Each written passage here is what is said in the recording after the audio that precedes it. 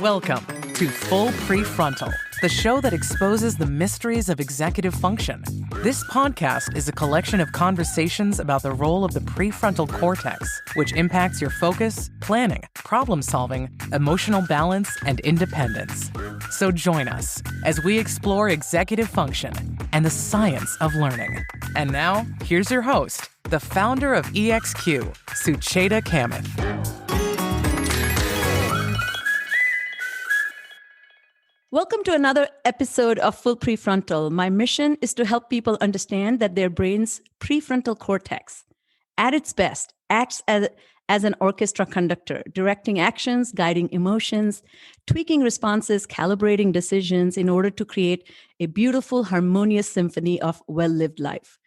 But the most critical element of that is attention. And it's such a joy to speak about attention because I grew up in a culture where sitting still, doing nothing, and expecting no change of scene was routine. On top of that, I have spent last 25 years of my career teaching and coaching those minds whose fundamental struggle is in paying attention. Often, they don't seem to understand that attention is the gateway to information processing. And knowing what to pay attention to is as important as paying attention. And I have seen the beauty in well-cultivated attention and what a gift it can be to present somebody with this gift of attention with great care and generosity. I love Susan Sontag, what she says, attention is vitality. It connects you with others. It makes you eager and stay eager. So with great pleasure and joy, I introduce you to esteemed and amazing and incredible guest today, Maggie Jackson. She is an award-winning author and a journalist known for her pioneering writing, exploring social trends, particularly technology's impact on humanity. Her acclaimed book, Distracted, which the second edition just came out in 2018, kickstarted a global conversation on the steep cost of fragmented attention. Winning the prestigious 2020 Dorothy Lee Book Award of Excellence in Technology Criticism, Distracted was compared by fastcompany.com to Rachel Carson's Silent Spring for its prescient critique of technology's excess. The book helped inspire Google's recent digital well-being initiative. A former Boston Globe contributing columnist, Maggie's commentary and articles have appeared in media worldwide, including New York Times, NPR, and the noted design and philosophy journal, The New Philosopher. And I can go on with her accolades, but you should listen to her as she will tell us everything we need to know about attention. Welcome, Maggie. Welcome to the podcast. Thank you so much. Thank you for your kind words. It's a delight to be with you. Thank you. So I asked this of my guests because we talk about prefrontal cortex, executive function, and self-regulation, which really are the key hallmark skills for self-awareness and self-knowledge. So I would love to just know, since you study attention and distractions, when did you, as a young learner, become aware of your attention abilities? And did you have good attention? Were you a distractible kid, or did you master your learning because of your attention? Oh, those are great questions. And actually, no one has ever asked me that before. Yes. So that's really interesting. You know, it's funny because I think attention is life. As you were saying in the introduction, attention is, everything. It matters so much to life. And yet so many of us aren't really acutely aware of it. And I count myself as one for most of my childhood, for my, some part of my adulthood. I wasn't at all aware of attention. I have to say I was probably, I think I'm a mix. I'm not really sure. I've actually taken neurological tests and I sort of fit, about middle ground when it comes to certain attentional skills. But it's a skill, I guess, that I've always subliminally or unconsciously practiced because I value deep listening. I value being present in the moment. I value following a train of thought. And these are some of the skills I'm sure we'll talk about. So I wasn't really explicitly, I I didn't know anything about attention until I began to study today's technologies. And I wanted to get a grip on this slippery animal called, today's technologies. I looked in the history books, I looked at the science, and suddenly, literally in the library one day, as I was just beginning this book, Distracted, a long time ago, I woke up to the fact that it's all about attention. And so I think I was reading a book about the art historical concept of being absorbed in something, but it clicked for me that I really needed, if I was going to understand today's technological world, I needed to understand attention. And from there, I have just fallen into this deep well, I guess, or beautiful sort of endless horizon of learning. Your answer takes me to so many places. One thing that I think deeply connects with me is sounds like you grew up in a culture where these skills were valued and you kind of have nurtured them, which is such a tender, loving care to give to your attention. I remember when I was a child, this is probably going to sound very strange, but my father used to make us do this exercise, and this is probably going to freak people out, but he would light a lamp, which is diya, which is an oil lamp, in a dark room. And I particularly was asked to sit as a way to build strength and to sit in a room still and stare at the flame of the lamp. That is something I grew up doing. And then when I went to college and I asked, like, this is Indian culture, maybe everybody did that. And no, nobody did that. So I think that kind of a simple exercise was so incredibly valuable because it just showed how incredibly incapable you are to pay attention unless you pay attention to it. You know what I mean? Precisely, because it is I in some ways, I don't like to use the term mental muscle because that's kind of a cliche and doesn't really speak to the wonders of attention. One of the foremost attention scientists, Mike Posner, whose work I wrote about, he compares or has discovered that attention is an organ system. It's more akin to your digestion or your circulatory system that conveys its complexity. There are different parts and there are different aspects of attention. But your point is so correct that it's something that you need to practice. You need to develop this skill. And that's another thing I think that's a very, very important starting point for people to understand is that it doesn't come automatically. And I feel very strongly that in a culture where we are able to download so much or to click on this or to, it's not just the pace, it's not just the automaticity and the instantaneity of what we're surrounded by, but it's what we're lacking when we're only surviving on a steady diet of that kind of click. And there are studies now that show that just a short bit of Googling actually not only gives people a kind of cognitive hubris, they think they know more than they do, but I think really importantly, they're less willing to struggle with a problem later. So there's this idea that it comes easily. And that's not to say that attention is something that is rocket science and for astrophysicists and something that your child can't learn because it's so monstrous. I mean, I used to write about work-life balance, and sometimes people felt as though that concept was the mountain, the Everest. We need work-life balance, when really it's a matter of small steps and understanding what it is we want and treasure and value, and particularly with attention, of course, understanding what is the cognition. And maybe I'll take a minute right now to introduce people to the 3 types of attention. Yes, lovely. You actually kick-started and saved me a question. So yes, please tell us a little bit about the set the stage for defining attention and the parts of attention, which often, and if I may interject one quick thought, as you were saying, I did neuroanatomy as my first year as an undergraduate speech pathology student. And when I saw the map of the brain, it showed motor mapping, which is the area in the brain that's consumed by, or the allocation of resources to the in the area of the brain.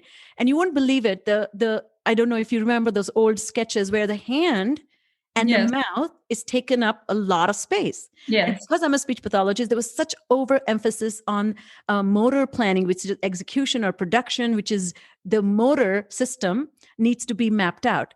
Not a single image was ever shown regarding what kind of systems brain occupies when we talk about attention, because it's all pervasive. And it just made me think that we didn't even know to ask that question. It was Right. not even top of the mind for people. They Right. assumed No. attention will be there. It was Tell us. only a decade or so ago that scientists began to decode how we could study attention. Really, it has been one of the world's greatest mental mysteries. What is attention? And you're right. It's because people were thinking about the brain in modular terms. The vision is here, the language is there. That is true, but now the foremost, understanding of the brain leads us to understand about its connectionist orientation, that it is a networked, but not in the computer sense, in the sense of an organic, living, pulsing, changeable kind of entity. And I think that's really important. So that's but having said that, attention is in some ways simple to understand. And this will ring a bell, I think, for people who haven't thought about it precisely before. There are now considered three types of attention. The first is focus. Of course, that is what the first type of attention to develop in babies. And scientifically, it's called orienting. They need to orient to a caregiver or to a danger in their environment. It's considered, or the metaphor that even scientists use is the spotlight or the flashlight of the mind. And that's really an important, and that's why people talk about focus as if it is attention. But at the same time, there is the second type of attention, which is awareness, called alerting. So in other words, I can be focusing on you right now, but I can be half asleep, as you are sometimes in a lecture. And so alerting and orienting go hand in hand, but they're not the same thing. And finally, there is the, executive attention. And that is the sort of part of the executive mind that allows us to have to pursue a certain object. We want to pay attention to this, not that. There's a decision-making process that's akin to the symphony conductor. So very close ties with the prefrontal cortex. And so these three types of attention work together, and yet they are separate. And I think that rings a bell to people, that what attention is. And all of those are really important, very, very important. So I have to tell you, when 10 years ago, when your book came out, I was bowled over, because here we are in the field of neuroscience and a clinician who's working with patients. And I said, oh my God, this journalist is able to capture and describe and really intimate people, or warn them, if you don't take this seriously, it's going to be a problem. And I felt that even the neuroscientists themselves were not speaking that way. They were just compartmentalizing their own work. They were saying, you're on your own, you figure it out. And you were probably the first one. I remember Daniel Pink, Thomas Friedman coming and talking about 21st century skills. At the turn of century, that there was a huge discussion about this 21st century is going to be a technology century. Do we have enough skills? And then your book came and you actually woke people up from the slumber that don't think about technology, think about your skills. So it's not go and get those skills. No, these skills. Can you talk to that? And I have one more question about this. James, William James, rather, in 1890, wrote this, the faculty of voluntarily bringing back our wandering attention over and over is the root of judgment, character, and will. Do you think that still holds true? Yes, absolutely. And of course, he was so ahead of his time. I know. And yet the fact that he was discussing attention in his brilliance shows in some ways that it is a issue for humanity, forever, probably all periods of time have tangled to some extent, although we now have the science. And I think, yes, you touched on a really important point, which is these skills that I'm talking about are vehicles. They are, what allows the mind to be in the position to think, to make judgments. I mean, this idea of having focus is really related to a number of concepts. It's related to the executive function concept of working memory. The memory that you are able to have for different data, so that you can have that at hand to use, for information processing. Well, that's really related to focus, which is the boundary making, the flashlight around that, what you want to pay attention to. It's also related, I might say, in consciousness studies, that, there's a concept called the global workspace. And that is, that pertains to the fact that only when you're consciously focusing on something can the human mind reason or, think about it at the next level and the next level and next, to build a chain of thought. So you can see how these concepts all work. And I feel like attention is a way we grasp something and sort of gently hold it in front of us. We are alert to its details and its manifestations. We are focusing on it. So this is what's important, not this and that and that and this and that. And finally, we are making that, that sets the stage for the kind of judgment. And it's really important to understand that when, for instance, I think one of the primary characteristics of today's technology is that it fragments us, whether we are preyed upon by these, very clever gadgets and the type of algorithms they subject us to, or whether we're just tempted and allured, it's a mix. We are very much splintering, multitasking, layering the moment, time splicing, and losing the integrity of the moment. And I think that now studies are showing the long-term costs of that kind of behavior on the attention, which can lead us to think. So you can begin to see heavy multitaskers are not just distracted, but they also remember things less. All of what's in front of them. They can do deep work. Yeah, exactly. They're cutting short the opportunities to focus and pay attention, and then to follow that with the kind of reflective judgment, which we can also talk further about. So it's really important to tie these things together so that we then see this really, it's sort of an epic chance that the human has. It's quantum. It's vast. It's everything we've evolved toward is this moment of attention, and so that we can reflect in that, in that kind of executive function, and use the skills of executive function to do it well.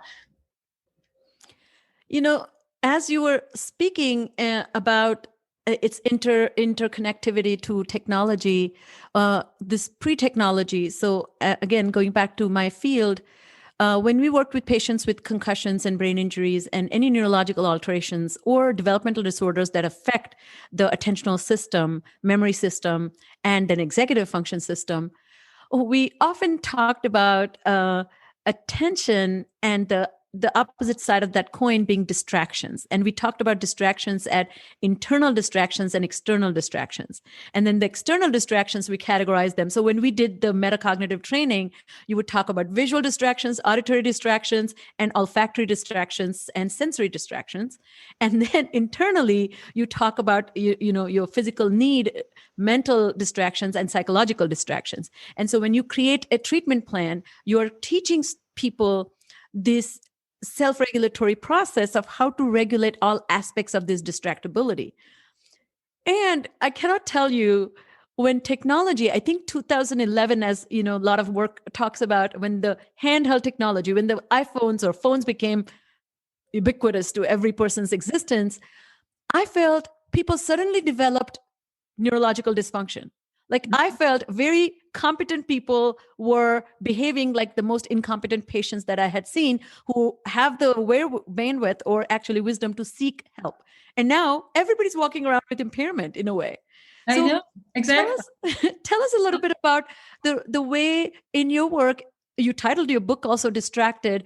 Why did you not title it Attention versus Distracted? And what is the most surprising and you warn us about if we don't get a handle on it, this can be like a decline of humanity. So speak a little bit about that global impact as well as the everyday impact of distractions. Sure. Yes. Yes. Well, as I mentioned a minute ago, the studies are now beginning to be made. I mean, 10 years ago, people weren't really studying memory. They weren't studying multitasking. So now we're beginning to understand not just how fragmented, how lost the moment is when you're distracted, but what are the long-term costs of living in that kind of lifestyle. And that's really important. So yes, people are running around with memory impairments. I mean, there are, scientists who are really seriously considering a rise in Alzheimer's because of memory problems caused by technology. Because when you constantly undercut the mind's ability to encode memory, to do the kind of repetitive work necessary to deeply and embed memory through the hippocampus into our brains.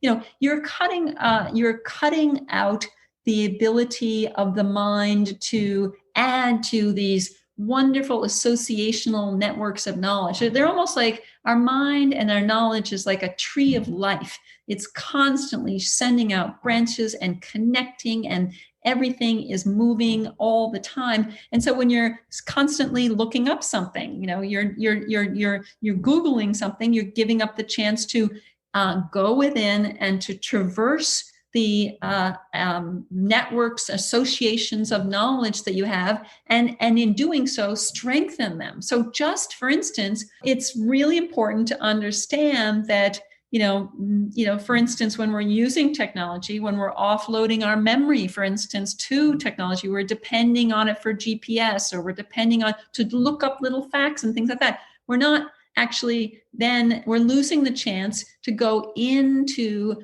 what are the knowledge stores, the knowledge networks, which are kind of like, our knowledge is like a tree of life. It's basically connected, and there are associations, and it's always changing. And so my association between the words gold and ship will be different than yours. And creative people have much more ability to vibrant. reach the vastness of their memory. So we're cutting short that strengthening of the memory networks that we can have when we just reach for the device to do it for us. And even something as seemingly benign or frustrating as forgetting something.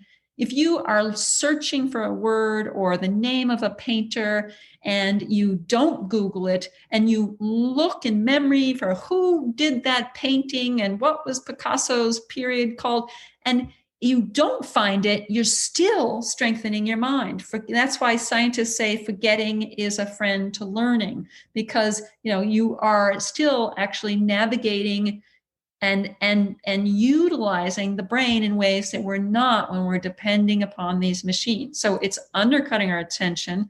It's decimating our memory and therefore our stores of wisdom. I've had professors tell me that basically if a student is taking Psych 101, multitasking their way through the lectures, kind of Googling and doing this, etc., they might be able to cram for the test and get a good grade. But by the time they come back in the spring, the professors told me it's as if they did not take Psych 101, because the memory that they have is so ephemeral and so elusive that, and you can think of a surgeon perhaps who's in medical school who's doing that same thing, multitasking their way through the lesson. Well, they come to a problem, the patient is bleeding in the operating room. They might be able to then do something, take the most common solution, but they also won't be able to reach in, make new connections in their knowledge, because their knowledge stores are sort of depleted, and they won't be able to be inventive in the operating. So we're losing wisdom and we're losing invention as a result of this downloadable society. Wow. Okay. So I'm going to pause for a second for myself because this takes me to so many places.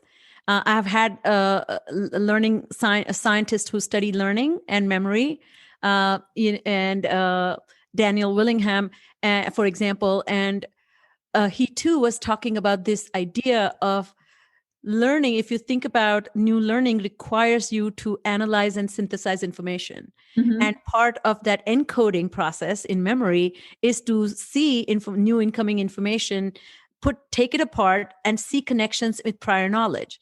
And a lot of students are struggling to activate prior knowledge because one, they think in compartments. And as you said, they're looking for answers rather than forming a big picture. Exactly. That gestalt is a very important cognitive skill that good learning can lend itself to. And that is one big loss that I see, that when I work with students, particularly I specialize in middle school, high school, and college. And one of the struggles they have is they look at exam as an obstacle in them completing the grade. Mm-hmm.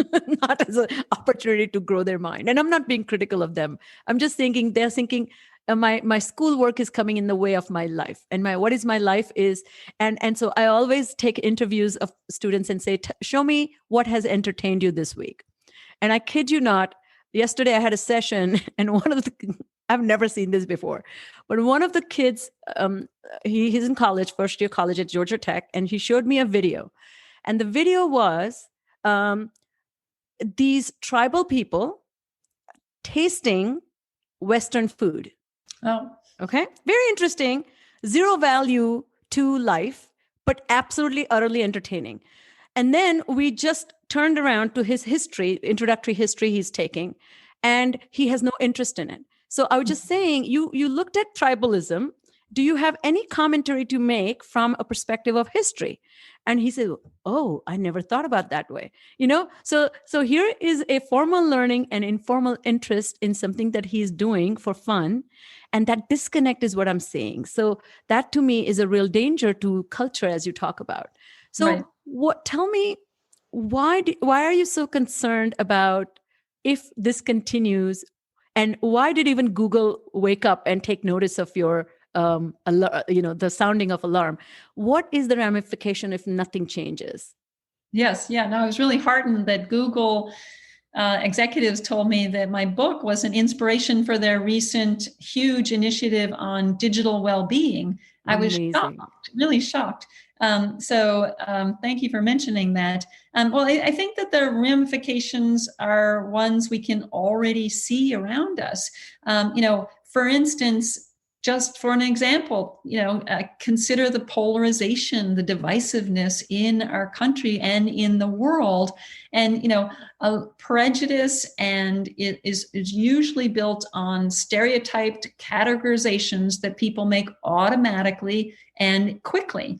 So the mind goes back to its, sort of primitive roots of making instant decisions based on the kind of heuristics or shortcuts. They're not like us, so they're an enemy, and that kind of thing. We do that all the time. We do that every day, and we can't in many ways help that. But at the same time, when we're skipping from fact to fact and from thing to thing, only 24% of posts online are actually read. 75% are shared or retweeted, etc., just based on the headline. And that is a kind of cursory judgment. Of course, it feeds, the pace of life. It allows us to multitask. It allows us to skip from thing to thing, etc. All the value systems that we adore. And yet, at the same time, what does that do? We're making cursory judgments all the time about one another. We're misunderstanding. I was at a digital conference, big New York digital conference a few years ago. And these were people from the advertising industry, They were in charge for very, very big companies for the media, digital media budgets, et cetera.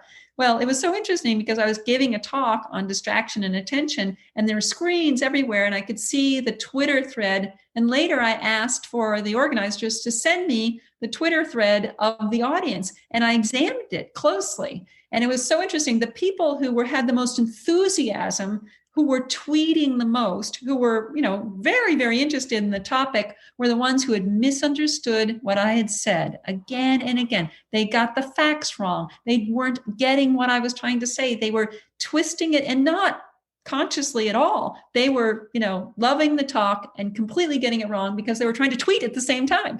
And I thought, bingo. I mean, that just shows in real life, we can't, what I always say to people is that knowing doesn't happen at a glance. We can go through our routines. We can, look at what we've looked at before. We can do the same old commute, et cetera, et cetera, et cetera. Yes, that's instant and automatic and heuristic, as I mentioned. But knowledge, wisdom, all of what makes for humanity's greatest achievements cannot happen at a glance. And that is what we're doing when we're, sort of undercutting our attention in these ways, is assuming that wisdom is instantaneous. And so the repercussions are enormous for tribalism or polarization, for the problems of climate change are messy, interconnected, difficult. Just because this planet has an emergency, we are truly in crisis, doesn't mean that we need quick fixes. We won't get anywhere with that. And then, the fate of democracy, the human rights. I see all of these as issues that are balanced very precariously upon the whether or not we can, finally reclaim our attentional capacities and cultivate these skills, talk about it to our children, talk about it at work, put attention front and center. It's our very survival that's at stake as humans. And of course, as you mentioned a minute ago, it's very much who we are as humans. So that's what I've devoted the last 20 years to, trying to understand what makes us human, vis-a-vis the robot. And this is, incredibly, increasingly important, that, what the human can do versus the robot or the algorithm, et cetera. And, it's what we need to focus on, creating the skills that we need through attention and reflection in order to understand what kind of robot we want and what are our strengths, what are its strengths, and then and retain, our flexible, constantly calibrated control of our technology. So you just summed up your beautiful quote, which is, we are on the verge of losing our capacity as a society for deep, sustained focus. In short, we are slipping towards a new dark age. And I hope we wake up, and somebody, or this book and talks like yours, wake people up to the reality that the reflection is essential element of being our shifting from our lizard brain to wizard brain is through reflection. So it is actually, we propelled our prefrontal system to, grow and develop. And that's why we have culture and we have this incredible capacity for compassion. And then we are regressing with slight interception of technology. So tell me, the last piece that I want to talk about is the role of creativity. And as you know, the default mode network, during which we are hanging back, let loose. It's like, letting connections make their connections, or no supervisory system intercepting or kind of interfering with the way we make connections of ideas that were free floating. Can that be damaged because of this highly distractible kind of interlude of technology with our daily lives? Yes, no, that's a fantastic question. And some scientists are beginning to think that's exactly what might happen, because when we are constantly exterior focused, when we're constantly, of course, Googling that fact or focusing on something else, we don't have, we're not allowing the default mode network, which is another one of those systems of the brain, to actually do its work. And so we're constantly, again, cutting short the opportunity for the skills that the default mode gives us, such as self-awareness and self-reflection. And then, I love the idea that the default mode is at the root of reverie or daydream. I love that. Yes. And it's not that the default mode represents the drifting mind. And of course, our mind is so capable of drifting. But at the same time, the default mode is at the core of the sort of associational streams of thought that aren't as tightly controlled, tightly goal-oriented. So the executive network actually has been seen in play with the default mode all the time. That was a surprise to many scientists, but that's because if you think about a daydream, which by the way are very therapeutic, consoling, and future-oriented. I'm thinking about what the party will be like. I'm a little nervous about it. I'm thinking about what the meeting tomorrow with my boss. It's a sort of mental rehearsal.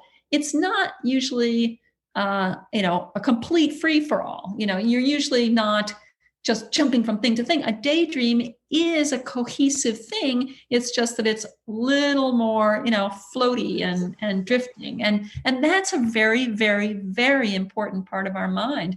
And that's something that, again, we can undercut by distracting ourselves. Distraction, by the way, usually means to be pulled to something secondary in modern lingo. We think of it as, I was distracted by my baby crying in the next room when I was trying to write this memo. But distraction, a few hundred years ago, literally in Shakespeare's time, one of the original meanings meant to be fragmented, to be pulled in pieces. So there's a great quote from Shakespeare's play Caesar to say Caesar's troops were distracted on the battlefield. They were scattered, basically. Scattered. And that's a really important, I think, modern concept of distraction, the scattering, the fragmentation. I think we need to kind of hold on to that. That doesn't mean, so distraction as fragmentation, as being pulled away to what you had been doing, doesn't mean that you don't want to daydream. A daydream might distract you by some definition. It might intrude on your thought, and yet it might be something that your mind is trying to process, that you might need to spend time on. It even might be a way to loosen up your thinking on the creative problem in front of you. So I think it's really important with attention, and I think with matters of the mind, to stay away from tight definitions. Focus isn't like a laser beam. No, it's sort of like a beautiful spotlight that swivels and roams and expands and contracts. And the default mode is not something that's a kind of distraction that, distraction and attention are not, a good and evil kind of, system. We have to think. We need both of them. Exactly. We need all of these different types of thinking, but the important part is we need to marry the depth of thinking with the kind of the breadth, and we need to recultivate our skill in choosing among these types of thinking through attention through reflection. I love that. When I explain to my patients, the way I say it is think about a floodlight, like, when you have a chopper and you run away. So there's like a huge concentrated attention. So that's executive attention, giving a defined boundary to large area, but specific. But then you have the flashlight, but the flashlight pointed inwards is that self-awareness. And then the last is the moonlight. The moonlight is when you take a stroll. That's your default mode network, where you have this like a good amount of guidance, but no defined outlines. And but you have this ambience. There's a feeling of warmth where you are wandering peacefully, and as you know, the research actually suggests that after doing some intense learning, you got to allow the brain to just veg out, because only then that solidification, consolidation of memory can really happen. And to me, most people, particularly students I'm talking about, they take that time to do something very intense like Instagram. Exactly. And which is completely lost on them. You know what I mean? Exactly. Yes. Even people with Alzheimer's have been shown to improve their memory if they're allowed to just do nothing between learning tasks. So people with Alzheimer's usually don't learn, obviously, and their memory, but it just shows you that we need, again, it speaks to the diversity of thinking that we need. We need the slower pace, and we need pausing, and we need, intense kinds of thinking, and we need chains and trails of thought, and then as well to step off those pathways. So it's very important to understand that all of this is important for the mind. So that brings us to the last question. I want you to leave us with a sense of hope. And there are a lot of things we can do, and you mentioned a few of them. What are some of the most important and essential steps we can take to manage our inherent nature of technology inducing distractions? But second part is, how are you dealing with your life, and where have you made massive changes because what you have seen and read and researched? Yes. Yeah. No, those are two great questions. So what can we all do? I think that, we can think small, that just as with work-life balance or dieting or any monumental change you want to make in your life, it's very important to start small. So if we're trying to practice focus, we have to set low expectations for ourselves. I think that, a few minutes of focus is an achievement if you're really focusing. Practice these small moments. And with focus, I always say, eat dessert first. In other words, do something that you are inclined to be absorbed in, and then try to extend your focus and practice your focus. And of course, meditation is a great way to do that too. So practice these skills of a focus and attention, and then there's so much we can do. And I think that it's really important as well.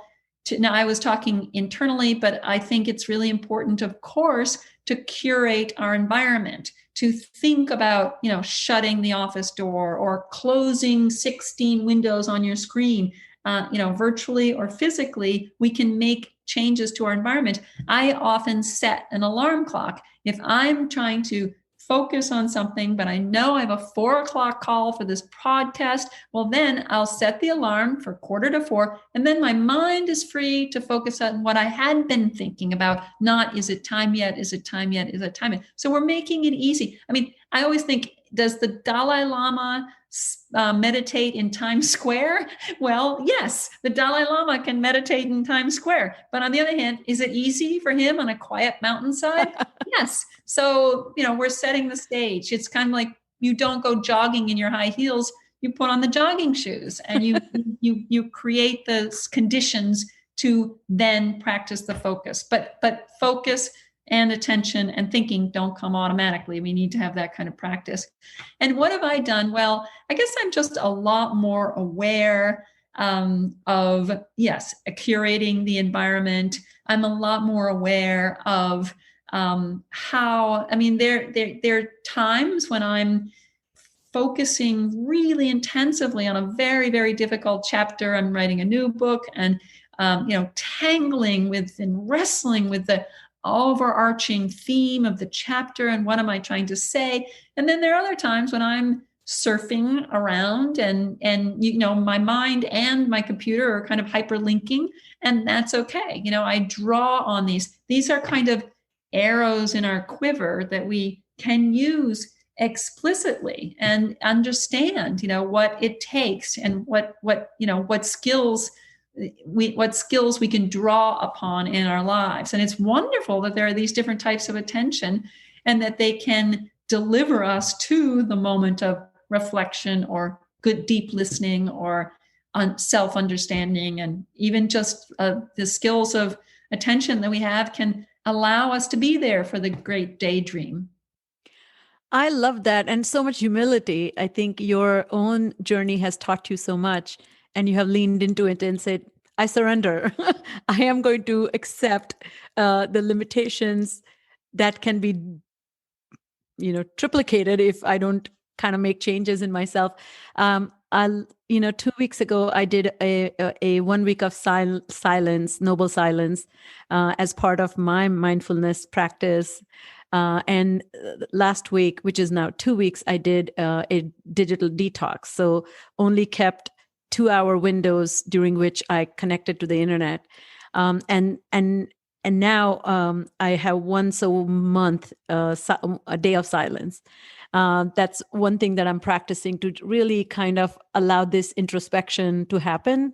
But you are absolutely right. I think if there is no deliberate effort, it is not going to happen. Yes. But that wouldn't come unless you have the wisdom or humility to accept that the world is much stronger than your mind is, unless you make your mind stronger. And I'd just like to add one more very important detail for all of us, I think, to move forward, and that is to speak up. I now speak up about attention. For instance, I won't do an interview for my research with a scientist or for my journalism while someone is driving. No matter what the circumstance, they could be a Nobel Prize winning scientist. I've had to say no, and I can tell in a person's voice when they call me. It's not the sound of the telephone call; it's the way they sound. And I say, "Well, are you driving?" Or they'll say, "Well, I can set it up at this hour because I'll be driving." And I say, "I'm sorry, I have a hard and fast." I had to actually say no to my children's pediatrician once. It wasn't for an emergency, but I won't talk to someone. Not only do they sound off and not very intelligent, they're not doing their best for an interview. But secondly, and I won't talk to friends because it's not a great conversation, but also I don't want to be culpable. So I think we need to be attentional activists. Wow, and I love that. I actually try to gently call out situations when I think people are undercutting one. I'm not trying to be the cop, but we'll say to people, well, maybe this isn't a good, or to my husband, he'll be listening to, why my newest problem with the book or something.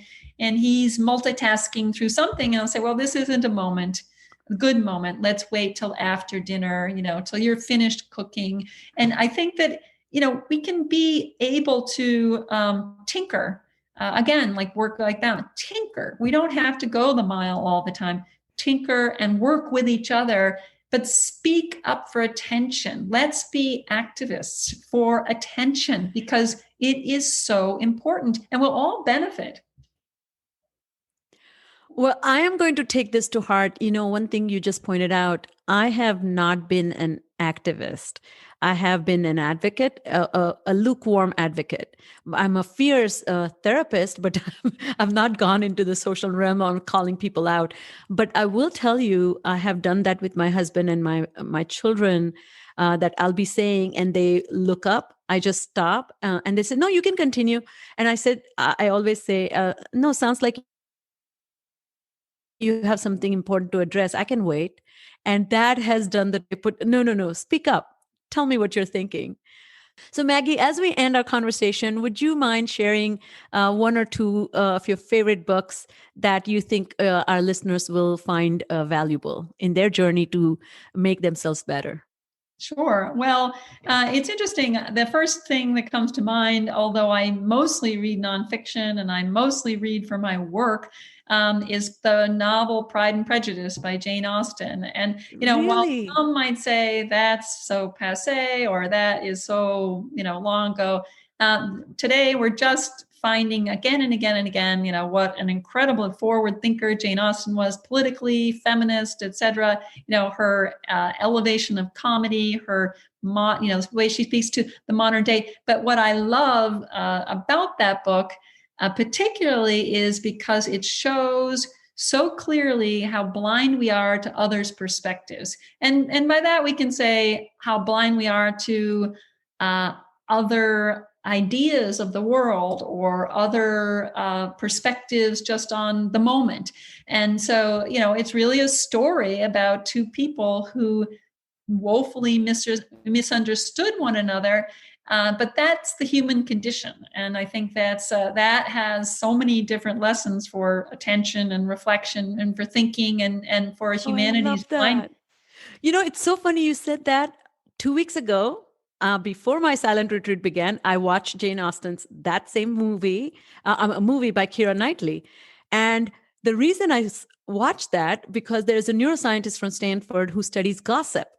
And he said one of the most important piece of literature and a movie you should watch and read and study is Jane Austen, because she understood how people fail to theorize the minds of others. And here you are mentioning that. That's so cool. Well, the other book I would come to mind, and I mean, these are a little bit random in some ways, but I guess they, indicate something of either long-term interests of mine but a book that I've returned to again and again is a very slim volume called The Rosetta Stone. It's a nonfiction book. It's part of a series about the ancient world. I think the series is edited by Mary Beard. The book is by a professor at Cambridge, University of Cambridge, called John Ray, who's an Egyptology specialist. But this book, again, shows multiple different perspectives. It's talking about the how languages are born, the great cultural competition between different nations for who would preserve or steal others' cultures. It talked about, how the different cultures in Egypt at the time of the creation of the Rosetta Stone, which was basically like a public announcement of a pharaoh's wishes, and how different cultures lived side by side in that age. So this book tells so many different stories, and so beautifully. I've read it 4 or 5 times, and I recommend it to everyone. It's just a lovely glimpse of the past, but yet it does give us so many perspectives on important aspects of the world. So I love that kind of, and it's about code breaking. Where could you go wrong? Well, thank you. Thank you. This is going to be on my list. I have not read that book, so I'm going to make it an immediate urgent goal for myself. And Maggie, I cannot thank you for your time, your wisdom, and incredibly fun, engaging conversation. And thank you, everybody who tuned in today. If you love what you hear, please recommend our podcast to everybody you know, and like us on social media. I'm probably not doing a great job of kind of plugging this podcast, but please, you take the ball and roll with it. And once again, thank you for being with us today, and have a wonderful evening. Thank you so much. It was a pleasure. Thank you for having me here. Thank you for listening to Full Prefrontal, exposing the mysteries of executive function. To contact your host, Sucheta Kamath, and learn more about her work on improving executive function, visit her website at exqinfiniteknowhow.com. That's www.exqinfiniteknowhow.com. Tune in next week for another informative episode of Full Prefrontal, hosted by the founder of EXQ, Sucheta Kamath.